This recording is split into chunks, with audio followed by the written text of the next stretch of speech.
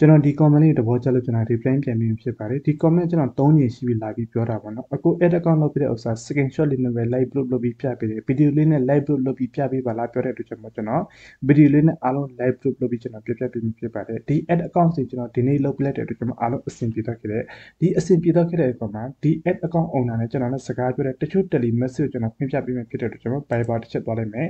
Viber တစ်ချက်သွားပြီးဆိုကျွန်တော်ဒီမှာဆိုရင်ပထမစကားပြောတဲ့ဥစ္စာဆိုကျွန်တော်ဒီမှာဆိုရင်သူရဲ့ add account လုပ်ပြတဲ့အချိန်မှာကျွန်တော် add ID ဘာနဲ့တင်လို့ပြီးတော့ case ဆိုတဲ့ process ကျွန်တော်တစ်ချက်ပြောပြပေးတယ်ပြီးလို့ရှိရင်ကျွန်တော်နည်းနည်းအောက်ဆင်းသွားမယ်ဆိုရင်ကျွန်တော်ဒီမှာဆိုရင်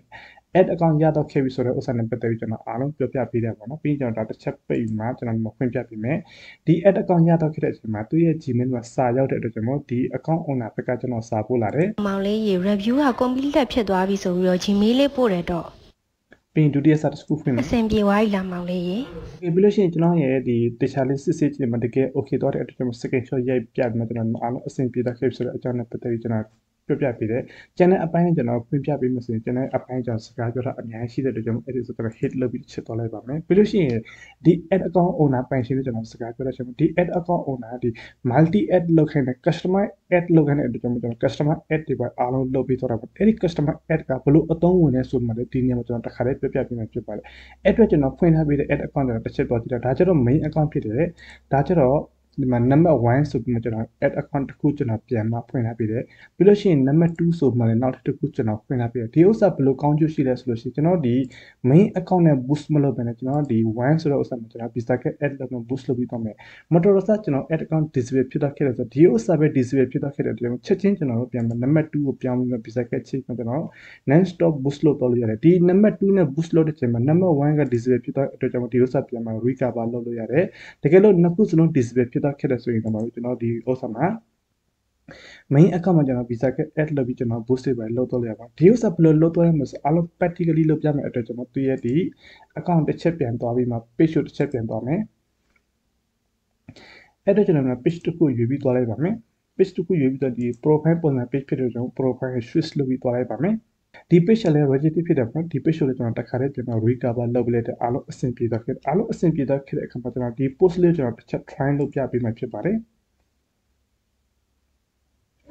Okay ကျွန်တော် boost post နေပြီးတော့မှကျွန်တော်ဒီပုံစံဖြစ်လာဒီပုံစံဖြစ်လာခဲ့ပြီဆိုတော့ကျွန်တော်ဒီနေ့တစ်ချက်ကြည့်မယ်ဒါကျွန်တော် main account ဖြစ်တဲ့အတွက်ကျွန်တော်ဒီ arrow ကျွန်တော်တစ်ချက်နေပြီးတော့မှဆိုကျွန်တော်ဒီမှာ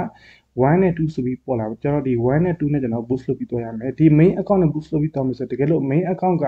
register ဖြစ်သွားခဲ့တယ်ဆိုဒီဥစ္စာပါအားလုံး register ဖြစ်သွားခဲ့တဲ့ကျွန်တော် main account ဒီတိုင်းထားပြီးမှကျွန်တော်ဒီ number 1တစ်ချက် select လုပ်ပြီးမှ number 1မှာကျွန်တော်တို့ visa က add ဘာညာလုပ်ပြီးမှကျွန်တော် boost လုပ်သွားမယ်တကယ်လို့ကျွန်တော်1က disable ဖြစ်သွားခဲ့ဆိုချက်ချင်းကျွန်တော် number 2ကိုပြောင်းပြီးမှ number 2နဲ့ boost လုပ်တဲ့အခါမှာ number 1ကိုကျွန်တော် recover လုပ်ပြီးတော့မယ်တကယ်လို့ disable ဖြစ်သွားခဲ့ဆိုဘာကြောင့် disable ဖြစ်သွားခဲ့တစ်ချက်စစ်ပြီးမှပြန်မှပြုပြင်သွားမယ်တကယ်လို့ number 2က disable ဖြစ်သွားခဲ့ဆို number 1နဲ့ပြန်မှ boost လုပ်တော့လို့ရတယ်1 or 2ကို disable ဖြစ်သွားခဲ့ဆို main account select လုပ်မှ main account နဲ့ကျွန်တော် boost လုပ်ပြီးတော့လို့ရတယ်ပေါ့နော်ပြောမစင်ကျွန်တော်တို့ဒီတစ်ခု disable ဖြစ်သွားခဲ့တစ်ခုလည်းကျွန်တော်ချိန်ပြီးကျွန်တော် non stop အလုပ်ကျွန်တော်အလုပ်လုပ်တော့ရတယ်ဆိုတဲ့အကြောင်းနဲ့ပတ်သက်ပြီးကျွန်တော်ပြောပြပေးဖြစ်ပါတယ်အဲ့တော့ကျွန်တော်ဒီမှာ number 1 select လုပ်ပြီးတော့လိုက်ပါမယ် number 1ကိုကျွန်တော် select လုပ်ပြီးတော့ပြီဆိုကျွန်တော်ဒီဘက်မှာဆို audio ဘာနဲ့ select လုပ်ပြီးမှ visa က add လုပ်ပြီးမှကျွန်တော် boost လုပ်တော့မယ်ဆိုရင်အားလုံးအဆင်ပြေတယ်ကျွန်တော် boost လုပ်တဲ့ခါမှာဆိုကျွန်တော် page ကိုတိကျစစ်ဆေးပြီးမှကျွန်တော် page ကဘယ်နေရာလူတွေကဝယ်တာလဲဘယ်နေရာလူကသုံးတယ်အသက်ဘယ်လောက်နဲ့ဘယ်လောက်ထိသုံးတယ်လဲဘယ်မြို့နယ်လူတွေကသုံးတယ်ဆိုတိကျလေးခွဲခြားပြီး boost လုပ်ပြီးတော့မယ်ဆို100မှာ 100% ထိရောက်ပါတချို့ကြောင့်လည်းဒီ boost လုပ်တဲ့ဒီ page စင်တာကုန်တော့ခဲ့မှဒီ English မှန်တာများပြီးမှဘာသာတစ်ခုမှလည်းမရောက်လာဘဲဈေးမရောက်ရတဲ့ဥစ္စာလည်းအများကြီးရှိတဲ့အတွက်ကြောင့်ကျွန်တော် boost လုပ်တဲ့ခါမှာနည်းနည်းလေး marketing sense ကျွန်တော်အလုပ်လုပ်တော့မှအဆင်ပြေတဲ့အတွက်ကြောင့်ပေါ့နော် okay ဒီဥစ္စာနဲ့ပတ်သက်ပြီးနောက်တစ်ခုဗီဒီယိုကျွန်တော်ပြပြပေးမှာဖြစ်ပါတယ်ဒါချက်ကျွန်တော် live group ကျွန်တော်ဗီဒီယိုလုပ်ပြီးတဲ့အတွက်ကျွန်တော်ဗီဒီယို share တော့ခဲ့ရင်တိတ်အဆင်မပြေတဲ့အတွက်ကြောင့်ဒီနေ့ဒီမှာဒီလောက်ပဲအားလုံးကျွန်တော်ကျေးဇူးတင်ပါတယ်တကယ်လို့လူချင်းမင်းတွေ page မှာဖြစ်တဲ့ edit မှာဖြစ်တဲ့ error တခုကြုံတွေ့လိုက်ခဲ့ရင်တော့အပေါ် Viber နံပါတ်10 contact လုပ်မှမြင်မြင်နိုင်ပါတယ်အားလုံးကျွန်တော်ကျေးဇူးတင်ပါတယ်